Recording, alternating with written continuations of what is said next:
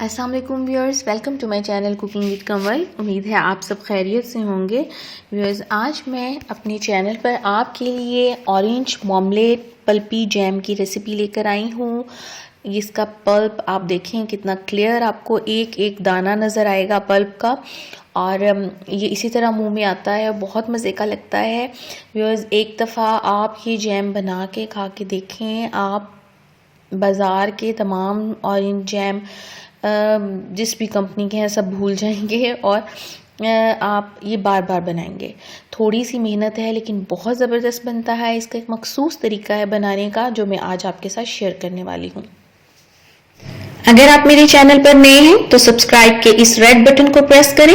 इसके साथ आपको एक बेल नजर आएगा, वहां पर आप ऑल पे क्लिक करें।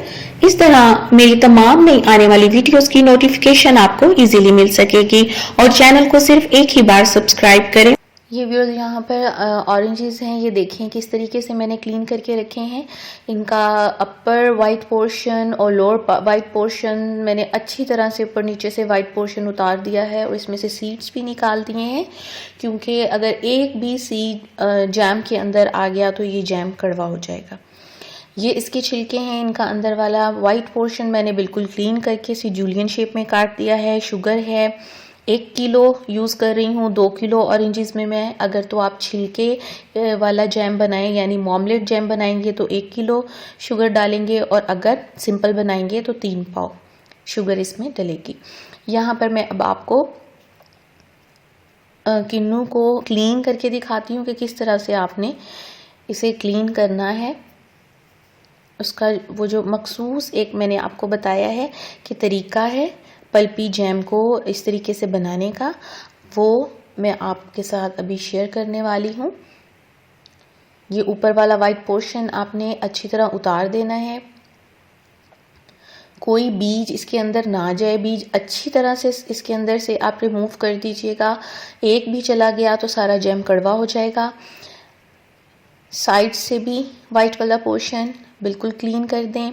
बैक साइड पे भी ये जो रेशे हैं वाइट कलर के, ये उतार दें जितने आप इजीली उतार सकते हैं। आप नाइफ की मदद से, हाथ से, जिस तरह भी इजीली उतार सकें उन्हें उतार के इस तरीके से क्लीन कर लें। ये फिर इस तरह से तैयार हो जाएगा। अब ये छिलके हैं इसके, ये अंदर से मैं इसका वाइट पोर्शन उतार के, जितना इजीली उतर जाए उतार के, इसे जूलियन शेप में कट कर लूँगी, जैसे मैं आपको ऑलरेडी दिखा चुकी हूँ, एग्जैक्ट वैसे ही।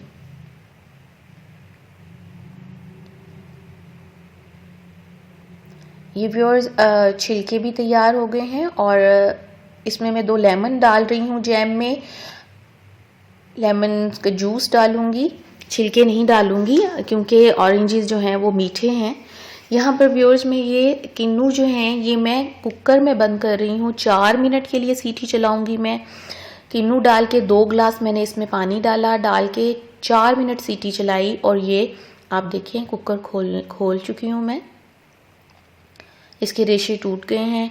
अब मैं इसको स्टील के किसी खुले पतीले में, ज़रा बड़े बर्तन में डाल दूंगी ताकि इजीली इसे मैं कुक कर सकूं। आप ये देखें, मैं आपको ये दिखाना चाह रही हूँ कि इसका जितना रेशा था जो इसने जोड़ के रखा हुआ था पल्प को, वो टूट गया है। वैसे भी ये अगर आप पकाएंगे तो ये इसी तरह खुल जाएगा, टूट जाएगा, लेकिन उसको ज़्यादा टाइम भी लगता है और अक्सर ओवर कुक हो जाता है। तो ये एग्जैक्ट टाइम है 4 मिनट। चाहे जितनी भी मिकदार में किन्नू हो, आपने कुकर में उसे 4 मिनट ही बंद करना है। यहाँ पर 2 गिलास अब मैं मज़ीद इसमें ऐड कर रही हूँ। 2 गिलास मैंने कुकर चलाने से पहले ऐड किए थे, अब 2 गिलास मैं इसको पकाते हुए फिर से ऐड कर रही हूँ कुकर खोलने के बाद। फ्लेम ऑन कर चुकी हूँ, मीडियम हीट पे है, दरमियानी आग पे मैं इसे पका रही हूँ। आप इसका पल्प चेक करें, देखें एक एक दाना कैसे खुल गया है, ये कुकर में बंद करने की वजह से है। अब इसे मैं पकाऊंगी कि इसके ऊपर ये जो वाइट झाग है ये सारी इकट्ठी हो जाए। इसको इकट्ठा करके 3-4 दफ़ा मैं ऊपर से रिमूव करूंगी इसके। उसके बाद मैं इसमें छिलके और चीनी ऐड कर दूंगी। 3-4 दफ़ा रिमूव करने के बाद मैं इसमें छिलके और चीनी ऐड कर दूंगी। उसके बाद मैं इसमें 3-4 दफ़ा रिमूव करूंगी इसके। उसके बाद मैं इसमें छिलके और चीनी ऐड कर दूंगी। 3-4 दफ़ा रिमूव करने के बाद मैं इसमें छिलके और चीनी ऐड कर दूंगी। व्यूअर्स ये जो वाइट झाग है, ये जो ऑरेंज के ऊपर थोड़ा बहुत वाइट पोर्शन रह जाता है जो हमसे अच्छे से क्लीन नहीं होता, ये वो है। जितने अच्छे से हम उसको क्लीन करेंगे उतना कम झाग आएगा और जैम हमारा ज़रा जल्दी बन जाएगा, ज़्यादा टाइम नहीं लेगा। इसे आप ऊपर से उठा लें झाग को, 2-3 दफ़ा ये आपको उठाना पड़ेगा। जब थोड़ा सा ज़्यादा इकट्ठा हो जाए तो उसे इकट्ठा करके एक दफ़ा क्लीन कर लें। अब इसमें मैं छिलके पहले डालूंगी।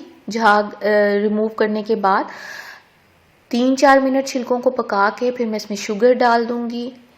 शुगर डालने के बाद मैं मुसलसल इसमें चम्मच हिलाऊंगी ताकि ये जो शुगर है, चीनी है, ये नीचे पैंदे में ना बैठे, जले ना।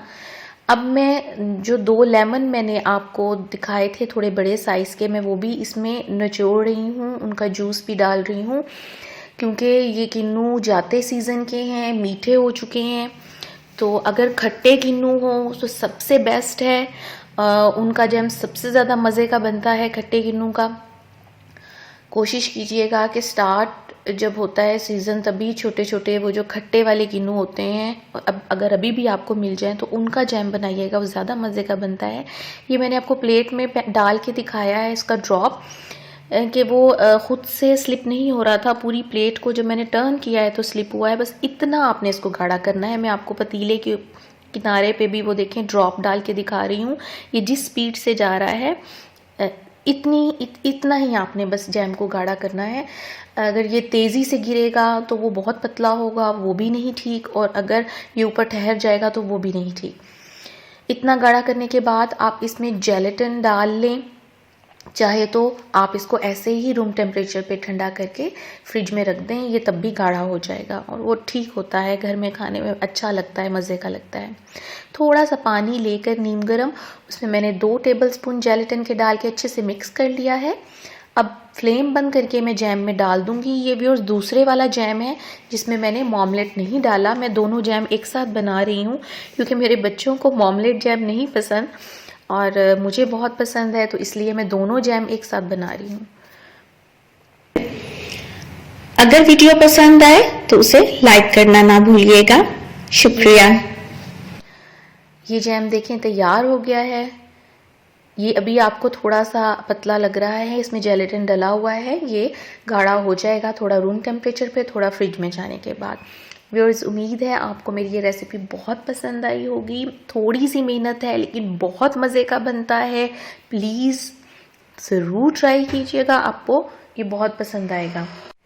फिर आऊँगी एक नई वीडियो में एक नई मज़ेदार सी रेसिपी के साथ इंशाल्लाह। तब तक के लिए मुझे इजाज़त दें। अपनी दुआओं में याद रखिएगा, अपना बहुत सा ख्याल रखिएगा। अल्लाह हाफिज़।